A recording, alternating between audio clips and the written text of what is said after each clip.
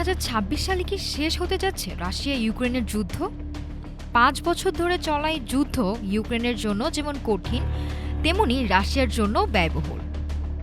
বিশেষজ্ঞরা বলছেন শান্তির সুযোগ আছে, তবে শর্ত সহজ নয়। ইউক্রেনীয় সেনারা সাহসী হলেও বাস্তবতা কঠিন। অস্ত্র ও গোলাবারুদের তীব্র সংকট রয়েছে।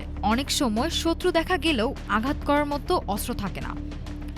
অন্যদিকে রাশিয়ার রয়েছে বড় সেনাবাহিনী, শক্তিশালী অর্থনীতি এবং দীর্ঘ যুদ্ধ চালানোর সক্ষমতা।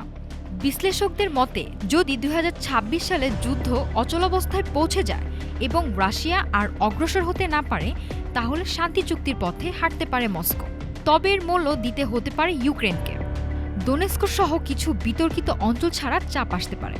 এই সমঝোতা না হলে যুদ্ধ গড়াতে পারে 2027 সাল পর্যন্ত।